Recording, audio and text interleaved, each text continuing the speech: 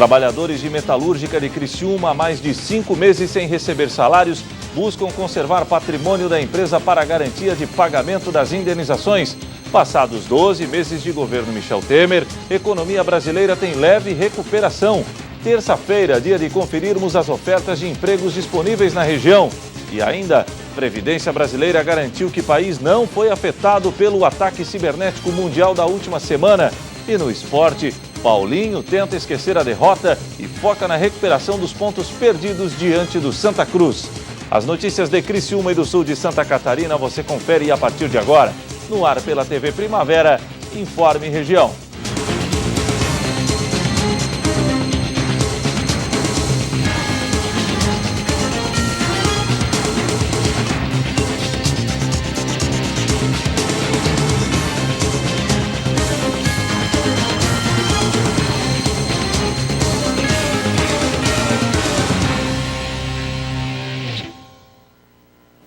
Hoje, terça-feira, dia 16 de maio de 2017. Para você que sintoniza a programação da TV Primavera, uma boa noite. Há mais de 5 meses sem receber salários, trabalhadores de uma metalúrgica aqui de Criciúma estão tentando garantir o pagamento de suas indenizações através do patrimônio da empresa. A situação é periclitante. Os trabalhadores da empresa Milano, que estão há mais de 5 meses sem receber, continuam acampados na frente da empresa com a intenção de proteger todo o maquinário, já que pode ser a única fonte de renda para os pagamentos. Desde aquela data que a gente conversou, a situação não mudou muito. A gente ainda está aqui aguardando uma decisão, por parte do judiciário para que aquelas penhoras dos bens da Milano, seja mantido, para pagar as rescisões desses trabalhadores que foram demitidos. As famílias destes trabalhadores estão passando por dificuldades, como é o caso de Wagner, que espera que a situação se resolva o mais rápido possível. A minha situação, na verdade, é bem crítica, não só minha, como dos meus companheiros de trabalho. Estamos aí praticamente há quase 6 meses sem salário, sem receber, E com certeza, como todos sabem, que tem dívidas, vão acumulando e fica difícil para nós continuar. E hoje estamos numa situação de desempregados, e um momento bem complicado. Sem dinheiro não tem o que fazer, Apenas tenho a ajuda do esposo, o auxílio da esposa, que também já não é o suficiente, Então é bem difícil. Estamos aguardando essa situação aí, com a justiça, que na verdade, infelizmente, tem um pouco querendo não atrapalhar a nossa situação, e com essa situação aí da Olivo, o pessoal ainda está em esperança de que, quem sabe, tem uma oportunidade aí de trabalho para nós. A administração da empresa Milano entrou com um pedido de recuperação judicial e, se esse processo for aceito, vai demorar ainda mais para obter um retorno para os trabalhadores. Quando foi feita a penhora dos bens na ação trabalhista, o proprietário da empresa disponibilizou todos os bens da empresa para que seja pago a rescisão desse pessoal.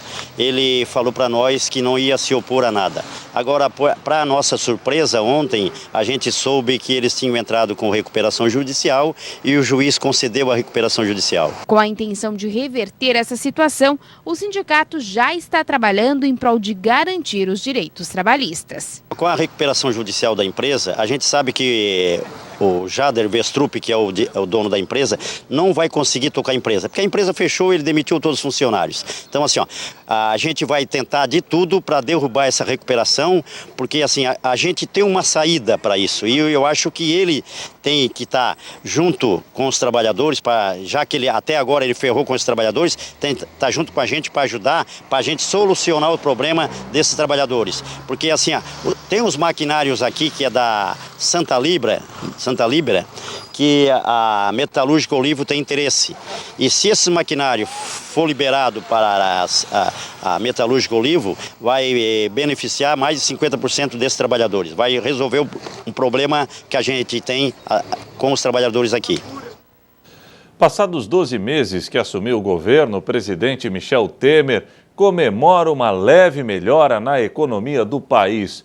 Confira através da reportagem da jornalista Renata Rocha.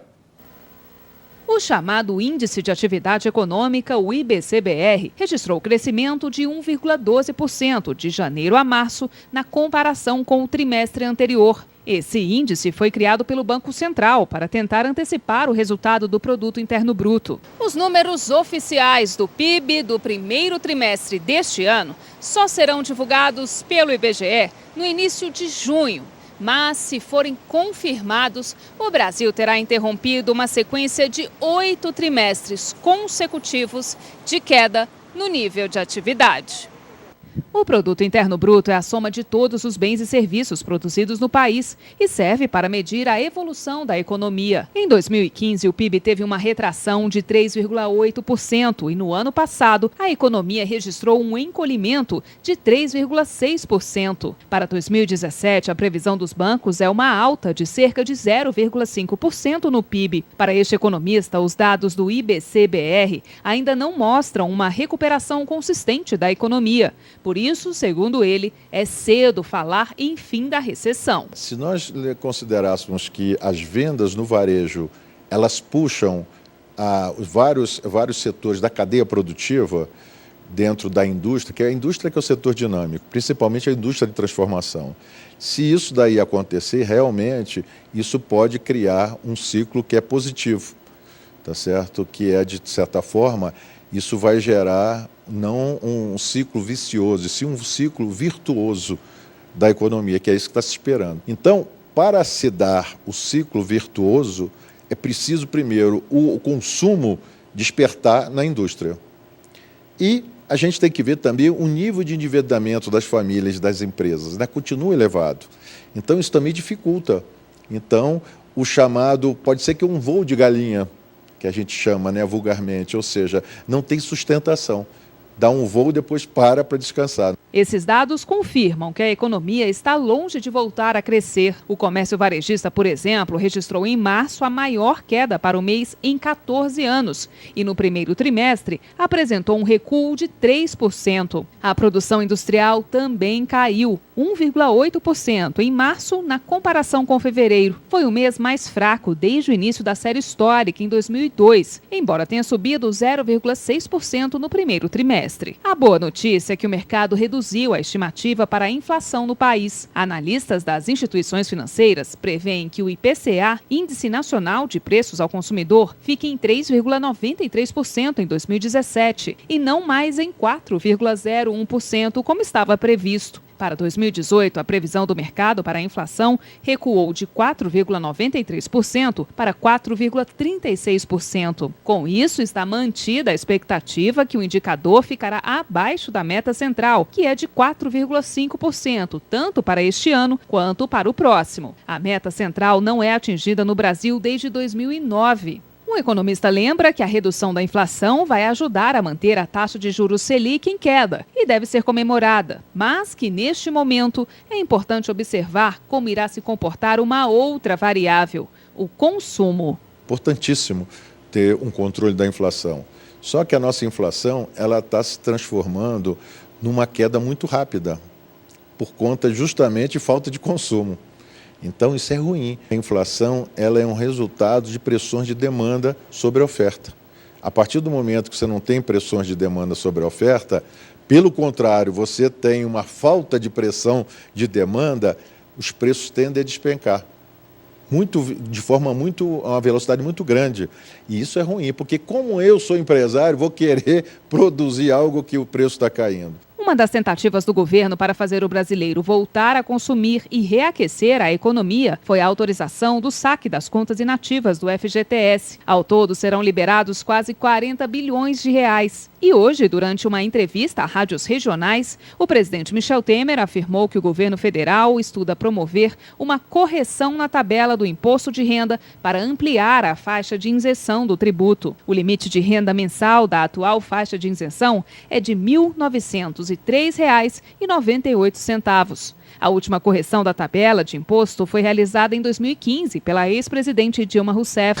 Houve apenas uma primeira conversa para verificar se seria possível ampliar a faixa limite para o imposto de renda. Se for possível, é claro, se você aumenta a faixa de isenção do imposto de renda, você está permitindo que muita gente possa, portanto, economizar no pagamento do tributo para investir, para aplicar no varejo, onde seja, né? O presidente não deu detalhes de quanto seria ampliada a faixa de isenção, mas negou a possibilidade de dobrar a faixa. Houve uma fala sobre a possibilidade de aumentar a faixa de isenção. Uma fala é que aqui no Palácio as cadeiras e as mesas têm ouvidos, né? Então, houve uma fala da possibilidade, eu vi hoje publicado, né? Temer disse que pode aumentar a isenção, né, para dobrar a isenção. Não há isso concretamente. Eu apreciaria muitíssimo se você me disser, seria bom, seria bom. Com a baixa arrecadação do governo, o economista acha improvável que a medida seja implementada a curto prazo. Se o governo puder tomar essa medida, seria salutar, obviamente, principalmente para os de baixa renda, que são aqueles que mais sofrem na crise. Porque perderam emprego, porque tem queda de salário, estão no subemprego. Então, isso aí seria interessante. Agora, só que o governo, quando ele for avaliar, ele vai ver que ele perde alguns bilhões de reais. Bilhões, hoje em dia, realmente vai fazer falta. A seguir, Previdência Brasileira garantiu que o país não foi afetado pelo ataque cibernético mundial da última semana.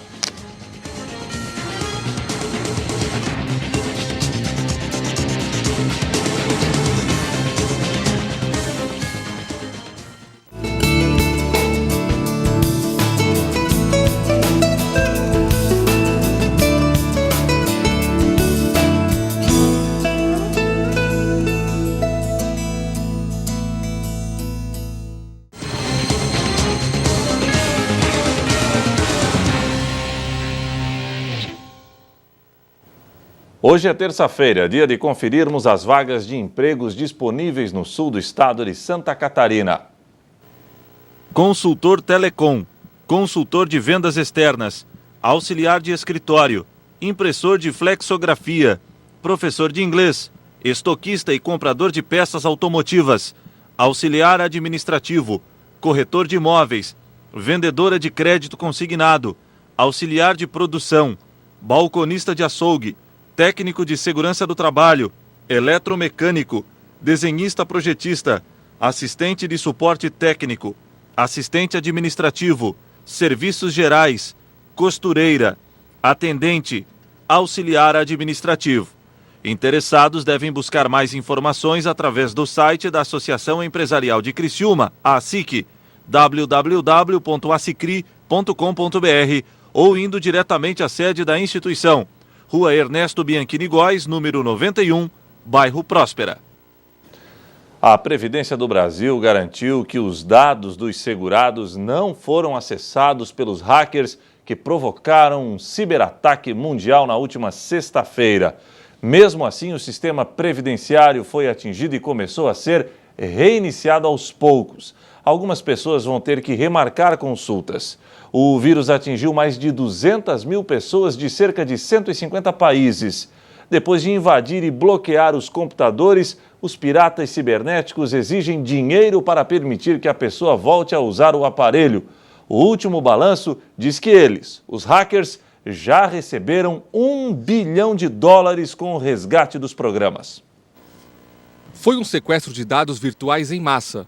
O vírus WannaCry foi lançado em computadores do mundo todo na última sexta-feira. O ataque começava com uma tela de avisos no computador informando que todos os arquivos foram criptografados, ou seja, informações codificadas. Para liberar os dados, os hackers cobravam valores dos usuários. Muitos computadores já estavam infectados há algum tempo e aí o ataque aconteceu? Ou o ataque aconteceu conforme as pessoas iam abrindo os e-mails? Não, isso já está há um bom tempo. Em março, a Microsoft liberou uma atualização do Windows de segurança. Então, se você aplicou essa segurança na sua máquina, você não correu risco. Se você não aplicou, são essas máquinas que estão em risco.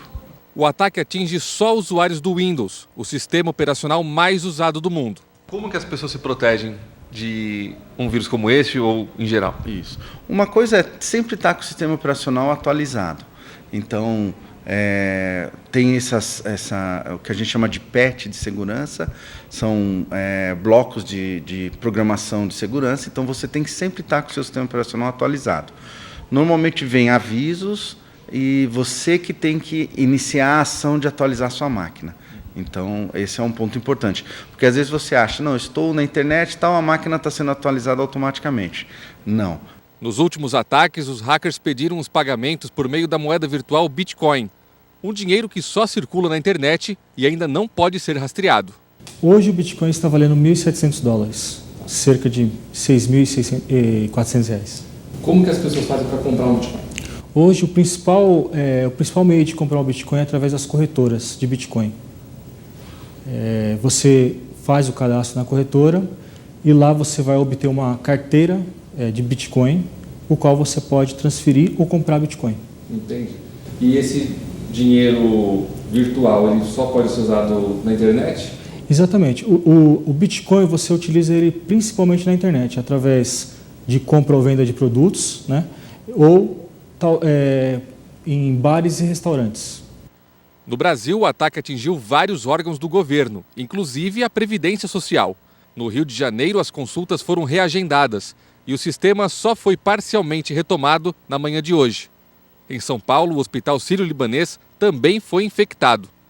Em nota, informaram que não houve interrupção dos serviços. Computadores do governo do estado, do Ministério Público e do Tribunal de Justiça também foram alvos do ataque. A Corte Paulista determinou que todas as máquinas do estado de São Paulo fossem desligadas para evitar a propagação do vírus. Também suspendeu prazos processuais, mas garantiu que o expediente está normal, inclusive para advogados que precisarem de informações. Investigadores do mundo todo tentam rastrear os responsáveis pela invasão cibernética. Empresas de segurança esperam novos ataques em breve. Uma guerra contra a tecnologia, onde ganha quem tem a informação. A seguir, Paulinho tenta esquecer a derrota diante do Santa Cruz e projeta Tigre forte para a próxima rodada.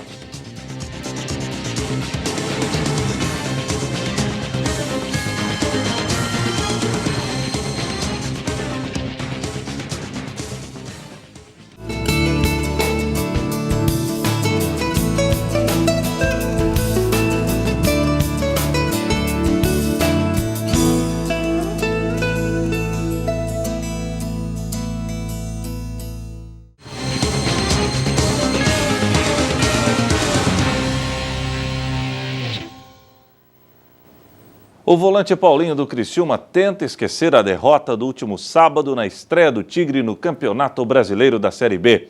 O atleta projeta um carvoeiro forte para o jogo da próxima rodada, que será realizada no final de semana. Definitivamente não foi a estreia que o Criciúma queria. A derrota para o Santa Cruz ofuscou a festa promovida pela diretoria do clube pela passagem dos 70 anos de fundação do Carvoeiro. Porém, Paulinho acredita que os jogadores executaram a risca o que tinha pedido o técnico David. E o revés já é coisa do passado. A gente procurou fazer o que o David pediu, né? Nessas 3 semanas que tivemos para treinar, para se preparar.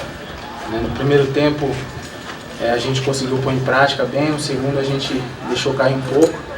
E fomos punidos aí com os 2 gols, mas agora é levantar a cabeça, eu tenho certeza que nós vamos reverter essa situação. Paulinho isentou a torcida de culpa e assumiu a responsabilidade da derrota. Eu acho que a torcida compareceu num bom número, sim, né? Nós jogadores conseguimos sentir o calor da torcida. Eu acho que o torcedor compareceu, um bom número. Infelizmente, a gente não conseguiu corresponder, né? Um dia de festa, né? De aniversário do clube. Não conseguimos corresponder à altura, né? Perdendo logo na estreia, mas, como eu falei, eu acho que ainda é cedo para as pessoas começarem a julgar o nosso grupo. É um grupo muito qualificado, forte. Eu tenho certeza que as coisas vão acontecer no decorrer do campeonato. O volante, destaque do Tigre na partida, já se sente ambientado no clube. Porém, sabe que precisa melhorar ainda mais. No primeiro tempo fomos acima, né? E no segundo tempo deixamos cair. Mas eu vejo na minha visão que eu tenho muito que melhorar ainda, né? Eu não posso nunca achar que tá bom. Tenho que procurar melhorar a cada dia para poder ajudar o grupo da melhor maneira possível. Claro que dentro das limitações, né?